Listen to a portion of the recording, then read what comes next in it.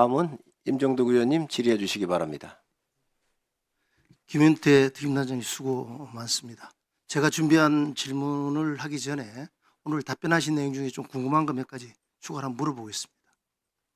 아까 답변 중에 12월 10일 국회 전체회의가 있을 때, 국방위 전체회의가 있을 때 아침에 일찍 도착해서 특전사령관하고 대화를 나눴다라고 했죠, 그죠? 그렇습니다. 그때 그 사령관이 민주당 프레임에 쓰여 계신데 중립적 입장을 좀 해줬으면 좋겠다라는 요구를 했다라고 했잖아요. 개인 의견을 들었습니다. 그렇죠. 그런데 그렇게 느끼게 된 뭐 배경이 좀 있나요?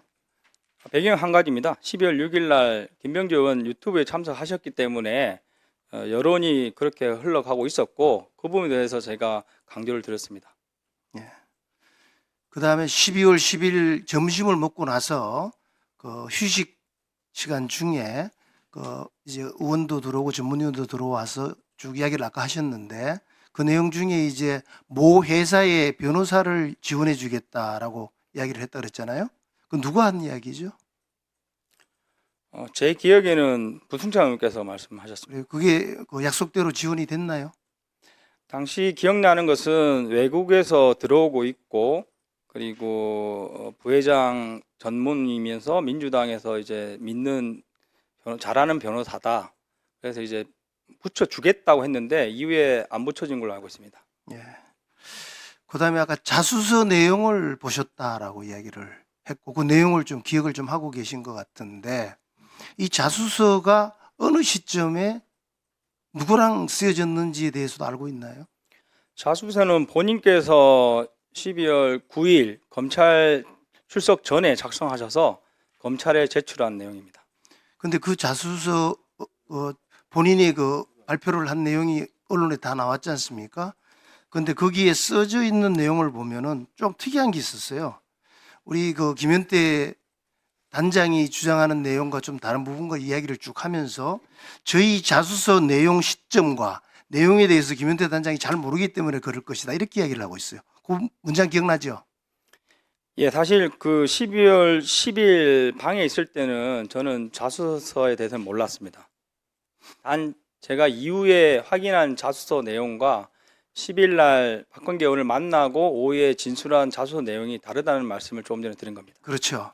그 지금 여기에서 문장이 이상한 게 뭔가 하면은 그 내용을 보면은 저희 자수서 작성 시점과 내용을 이렇게 하거든요. 저희라는 소리는 혼자가 아니에요. 내가 한 자수서가 아니고 저희 자수서 내용과 시점에 대해서 이렇게 기술을 하고 있거든요. 이건 복수입니다. 그래서 누구랑 상의를 하면서 이걸 썼느냐 하는 부분들이 첫 번째는 궁금한 거고 두 번째는 최초에 확인했던 자수서하고 박범계 의원 이후에 또 한 내용하고 지금 말이 많이 바뀌었다 그랬잖아요. 진술 내용 자체가. 예, 단어가 좀 바뀌었습니다.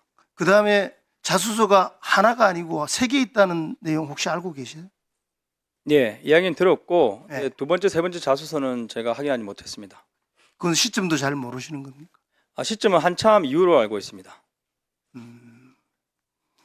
그 부분도 한번 좀 관심을 우리가 가져야 될 부분인 것 같아요. 자수서를 같은 내용에 대해서 다른 시점에서 세 번을 쓴다는 게 과연 제가 알기로 이제 검찰과 군 검찰에 여러 차례 출석을 했습니다. 네. 그래서 그 검찰에 출석할 때 첫 번째 출석할 때 첫 번째 자수서를 가져갔고 그 이후 출석 때 두 번째, 세 번째를 가져간 걸로 알고 있습니다. 그 내용들이 지금 바뀌고 있는 거라는 거죠.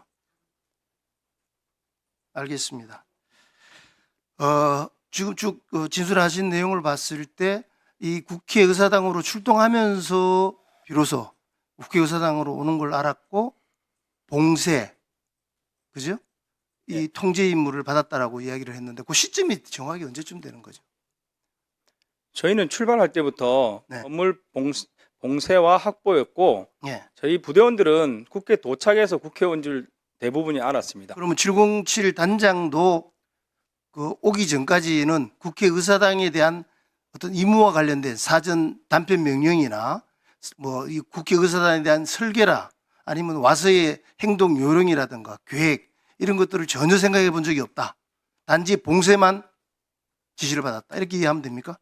예, 제가 임무를 받은 것은 대통령님 대국민 담화 이후인 22시 31분에 안보폰으로 지시를 받았습니다. 뭐 저도 이제 군 생활을 오랫동안 했기 때문에 아주 이례적인 상황으로 제가 이해가 돼요.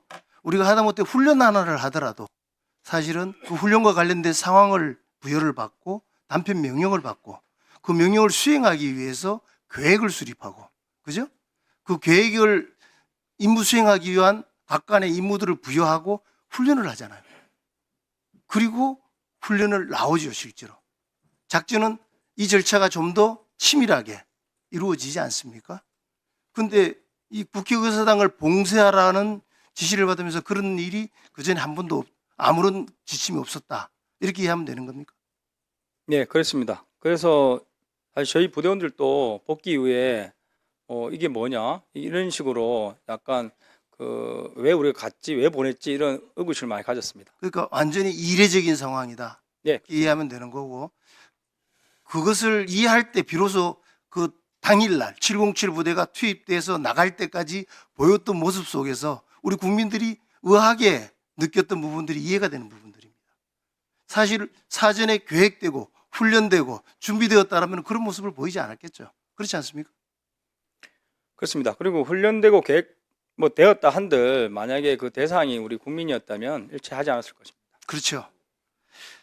지금 계속 봉쇄 임무를 받았다, 그다음에 또 확보하라고 지시를 받았다, 이렇게 하는데 이 봉쇄 확보가 이 군대 용어예요. 그래서 네. 국민들이 봤을 때는 좀 이해하기가 쉽지 않은데 이 봉쇄의 임무를 어떻게 이해를 했습니까? 저도 원래에서 그 차이를 뭐 보긴 봤으나 제가 그냥 군인으로서 받아들인 것은 봉쇄는 건물을 완전히 막으면 된다. 그래서 저희가 가지고 있던 게 케이블 타이밖에 없었습니다. 뭐 문을 잠글 수 있는 다른 도구 없다 보니 제가 출동할 때 케이블 타이를 좀 더 챙겨라. 그래서 외곽에서 문을 다 잠그려고 했고, 확보는 이 봉쇄가 완료되면 사령관께 보고 드려서 이제 건물이 봉쇄됐습니다 하고 추가 지침을 받아서 필요한 사람은 들어오고 필요한 사람 못 나가도록 통제하는 것이 확보라고 이해를 했습니다. 그러면은 결과적으로 봤을 때 최초의 임무를 봉쇄로 받았는데 와서 보니까 뭐 민간인들도 많고 사람들이 미리 다 와 있고 이렇게 하다 보니까 그 자체를 막을 수 있는 상황은 아니었으니까 이걸 이제 방어한다는 의미로 이해를 좀 했다라고 이해를 할 수 있나요? 그러니까 필요한 사람들은 들어보내지만은 위해할 수 있는 리스트들이라든가 이런 것들은 또 이 못하게 하는 그런 임무 정도로 이해를 했다, 이렇게 봐야 되겠군요. 네, 군인으로서 그 부분은 당연히 포함되고 저희는 이제 봉쇄 임무를 마치기 전에 상황이 종료한 것으로 말씀드릴 수 있습니다. 그렇게 알겠습니다. 다시 또 질문하겠습니다. 네.